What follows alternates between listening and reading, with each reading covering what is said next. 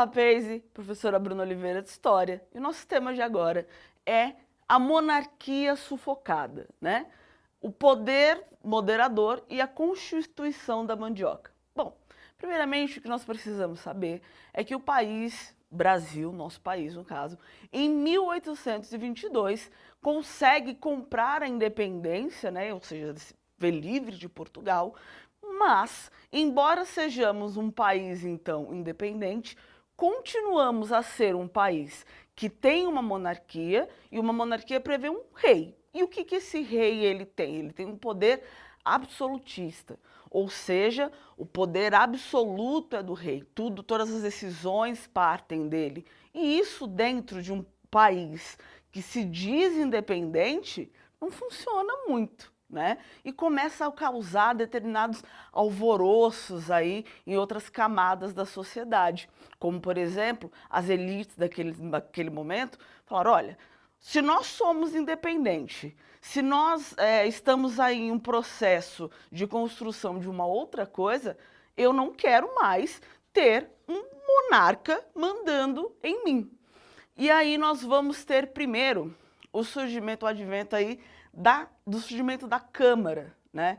Dos homens bons. O que vem a ser os homens bons? Os homens bons são os homens que têm dinheiro, né? Ali os fazendeiros, as elites que se formavam, os senhores de engenho, produtores de café, produtores de açúcar e por aí vai. Então eles falaram, vamos fazer o seguinte, vamos tirar do rei, vamos descentralizar esse poder e criar então uma forma de poder em que o rei seja apenas o poder moderador, ou seja, ele já não tem mais aquela incisão toda na hora de tomar uma decisão, né? Ou seja, ele não pode mais tomar essa decisão sozinho, porque ele é um poder moderador. Quem vai começar a decidir o que de fato acontece aí são os conselhos de Estado, né, que se formam aí nessas câmaras municipais, e aí é muito bacana que vocês parem comigo e pensem que a divisão que fora feita lá em 1824, que é quando nós vamos ter essa Constituição chamada de Constituição da Mandioca, e já eu explico para vocês o porquê disso, se parece não, é a reprodução exata do que é o nosso sistema eleitoral e a forma como as pessoas são abrigadas nos dias atuais, né? Então, assim, nós temos o poder legislativo e o que cabe ao poder legislativo? Cabe ao poder legislativo legislar, propor leis, né? Então, temos o Senado, a Câmara dos Deputados, o Poder Executivo, que vai executar essas leis, que está aí ligado à presidência, né? Os presidentes das províncias, esses presidentes, lembrando, sempre da classe alta, né? Sempre os burgueses, jamais aí, então, os escravos, porque nós temos que lembrar que em 1824 nós temos aqui uma revolução para que a ideia de democracia comece a se consolidar, mas continuamos escravocratas e até 1824, embora a independência tenha acontecido em 1822, continuamos também dependentes demais das ordens que vinham de cima para baixo, né? Bom, o que é a Constituição da Mandioca? A Constituição da Mandioca em si, ela é uma das constituições, digamos, mais severas e mais desiguais que a gente vai conseguir encontrar, né? Há muitas arbitrariedades, ou seja, há muitas coisas que não deveriam constar ali. Então o rei, tudo bem, ele vai só ser o poder moderador, ele vai ali estar, ele ainda é o principal, mas ele não vai mais tomar decisões sozinho. Ou seja, um conselho aí para poder levantar, né, outras pautas para que ele não fique focado e fechado apenas nas próprias pautas. No entanto, a Constituição da Mandioca, ela exclui o voto, por exemplo, que o voto só vai ser universal, ou seja, um direito de todos, de verdade, na redemocratização do Brasil, que vai acontecer lá em 1988, tá?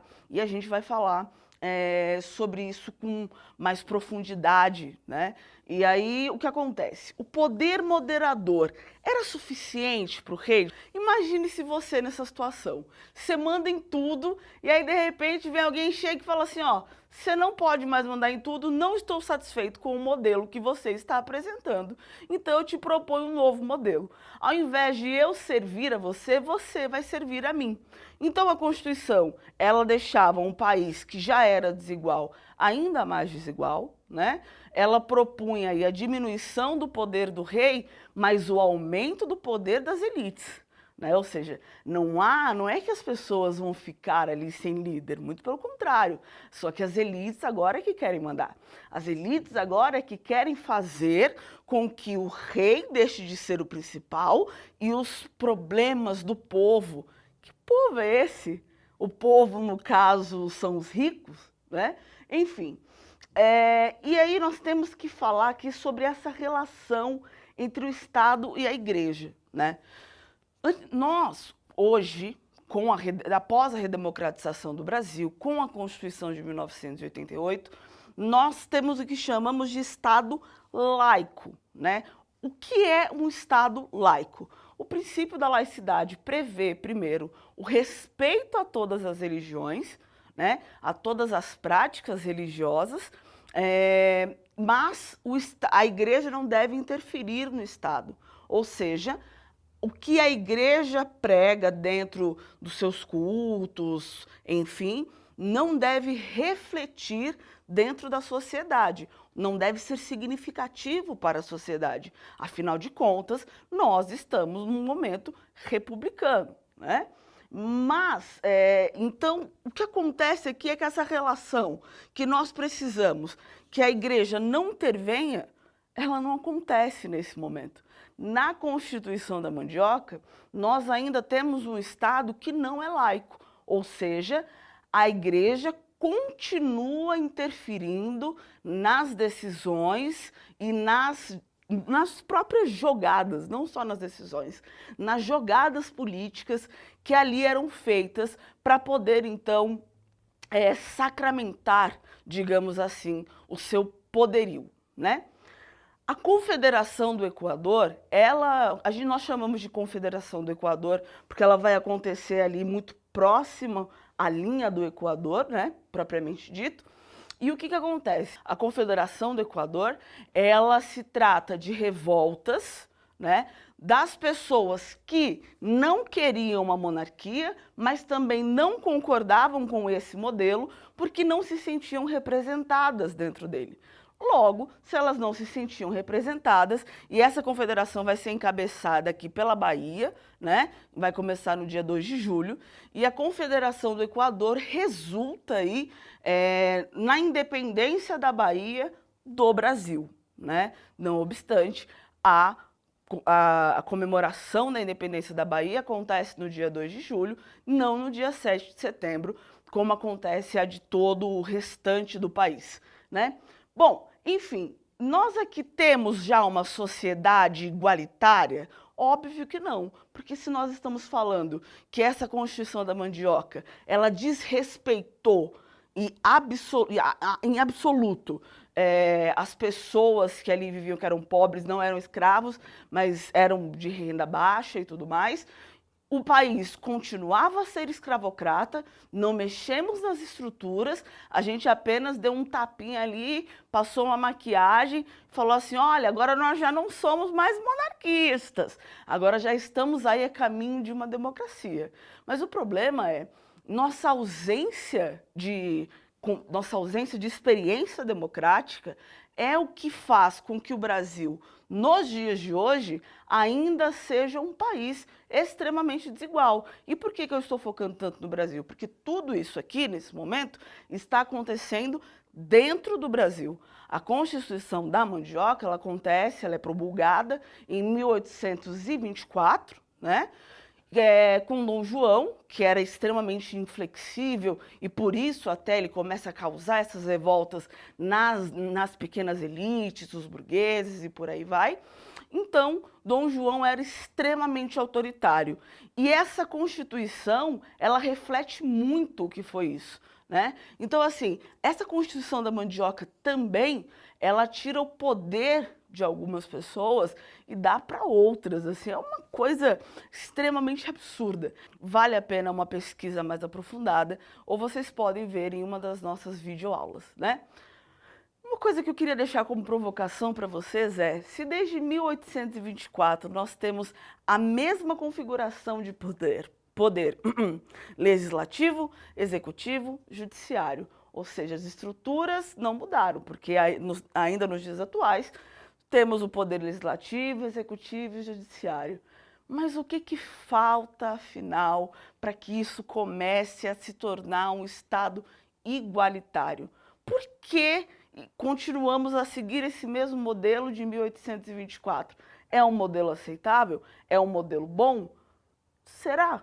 Será que nós não poderíamos fazer uma reflexão do porquê, digamos assim, foi pensado dessa forma? Foi pensado também de alguma maneira para nos excluir, porque nós não sabemos exatamente a função desses poderes. E a função desses poderes, quando instaurados lá em 1824, também não foram claramente divulgados para as pessoas terem, não é isso, é aquilo outro. Muitíssimo pelo contrário. Né? E ainda hoje nós não sabemos, quando nós vamos perguntar, olha, nós sabemos aí o que é o poder legislativo, o poder executivo, o poder judiciário, e a gente vê que a gente tem uma certa confusão ainda em compreender qual a função de cada poder. E é essa confusão que faz com que a nossa democracia seja ainda tão frágil, né? Seja ainda alvo muito forte de muitos ataques que impedem que ela amadureça, floresça e cresça.